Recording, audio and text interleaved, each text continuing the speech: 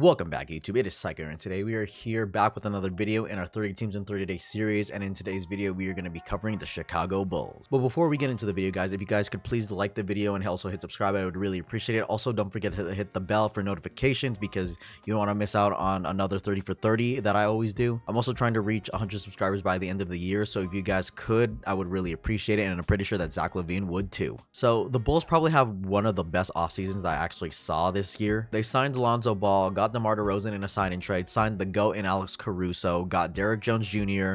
in a three-way trade from the Portland Trailblazers, and they also got rid of Lauri Markkanen, which I mean, it's kind of a plus and a minus. I don't really know. Depends on how you look at it. They also ended up signing guys like Stanley Johnson, Tony Bradley, Devin Dotson, Alize Johnson, and Matt Thomas. They also didn't have a first-round draft pick this year, but they did pick Ayo Dosunmu, I think that's how you say his name, out of Illinois. So they drafted a hometown guy, and I think that I don't know if there's actually going to be minutes for him or not, but if there is, I mean, I hope he flourishes. As for the starting lineup, I'm keeping in mind that Patrick Williams is going to be injured, so I'm probably not going to be naming him, but I think the Bulls will probably run a lineup around the lines of Lonzo Ball at the 1, Zach LaVine at the 2, Derrick Jones at the 3, DeMar at the 4, like he did play the 4 earlier that year, or like last year in San Antonio, and last but not least, Nikola Jokic obviously running the 5. Off the bench, I'm looking at Kobe White, Alex Caruso, Troy Brown Jr., Stanley Johnson, and Tony Bradley to probably be taking all the backup minutes. I really love the Lonzo Ball signing.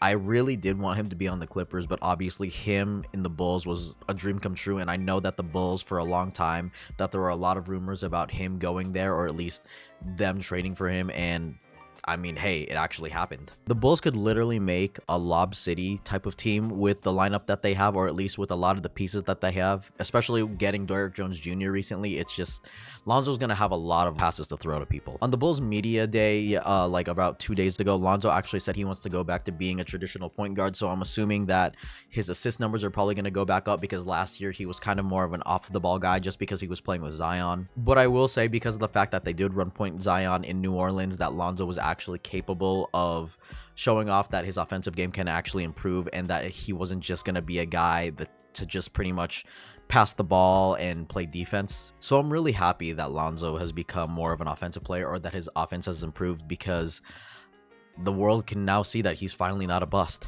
Zach LaVine was finally an all-star last year, and oh boy, I'm finally happy that he is. I used to think of Zach as just kind of this guy who would dunk, but the last few seasons, he's kind of shown that he's more than just a dunker. He's pretty much the leader of this team, and I think it's finally time that the world sees that he's just not an empty stats guy, that he can actually lead this team to the playoffs. But I mean, his defense is still pretty suspect, but I think that's why they have Lonzo Ball in the backcourt with him. I know I said that DeMar was probably going to start off playing the 4 this season, but I'm going to talk about him as if he was a 3 right now, because when Patrick Williams comes back, he's probably going to slide over to the 4, and DeMar will probably slide back to 3. And I think DeMar is still a great player in this league right now. I know he doesn't shoot the 3 very well, but he does pretty much everything else that you could ask for. He can get to the rim, he can shoot the mid-range, his footwork is amazing. His defense is also hella suspect, kind of like Zach LaVine, but I doubt that since he's going to be in the East, I don't think that the defense is going to matter when it comes to him becoming an all-star, because I do think that if he plays his cards right, or depending on how the team is, he could probably be in all-star conversations again. Oh, and his playmaking ever since he got to San Antonio has been amazing, so I kind of expect him to also be a sort of a playmaker, or at least, like,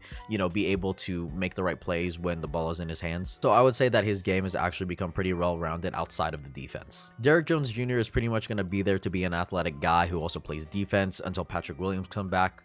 And when Patrick Williams does come back, he's probably going to end up moving to the bench and taking a lot of those minutes away from, like, I think a guy like Troy Brown Jr. or even Stanley Johnson. As for Patrick Williams, I expect him to at least score 10 points a game, kind of like similar to what he did last year. And I mean, I know that a lot of people were really surprised when he was picked 4th overall when he was drafted, but I mean, I think he was the right pick for the Bulls. I don't know if he was the right pick at number 4, but for the Bulls, I think they have a special guy in the making with the paw. And I think that Nikola Vucevic is probably going to be solid like last year. I mean, he was pretty much kind of a late all-star last year, because towards really close to the all-star game, that's when his stats started elevating. But I hope that him and Zach can actually gel, because last year they didn't really have a lot of time together, and when they did, it didn't really fit, or at least, like, I felt like it didn't really work out like it should have. Vuce is just really a solid guy, but I mean, he's still not a great defensive player. God, it kind of feels like defense is like the one thing about this lineup that is going to kill them in games. As for the bench, I'm expecting Alex Caruso to do Alex Caruso things, play defense, shoot here and there,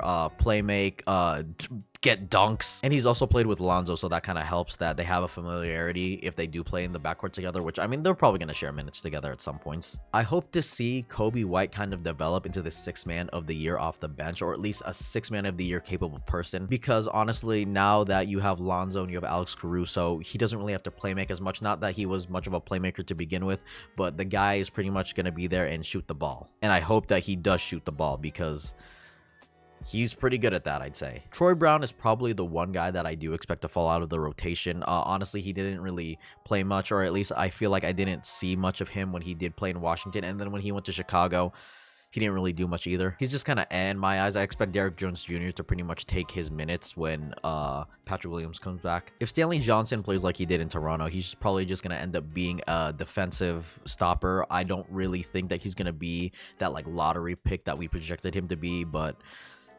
I mean, he's kind of too late to be that, or at least he's kind of too late to be kind of a star. So, I mean, him coming off the bench as a role player is just, it is what it is, I guess. Tony Bradley is going to be there to pretty much play backup center. He's not a great rebounder, but he can protect the rim. So, I mean, there's that for you guys. When I look at this team's construction, on paper, they look like they could be a 7th seed. I think that's probably going to be their ceiling, and they'll probably lose in the first round. I think their floor is a 9th seed, being in the play-in, and probably still, like I said, losing in the first round again. Either way, I think that if they are the 7th seed, or if they are a play-in team like a 9th or 10th seed, they're gonna be in the playoffs, and they're gonna lose in the first round. I keep saying that, I don't know why. But at the same time, I feel like this team could also be the dark horse, kind of like the Hawks were last year and the Miami Heat were 2 years ago. I just hope that this team performs well in game like they kind of look like they will do on paper. Anyways, that's going to be it for this video, guys. Thank you guys so much for watching. I hope you guys enjoyed the video. Please rate, comment, and subscribe for more content. My name is Saiko. I'm sorry that it might sound like this video was kind of rushed. I have a lot of homework to do, and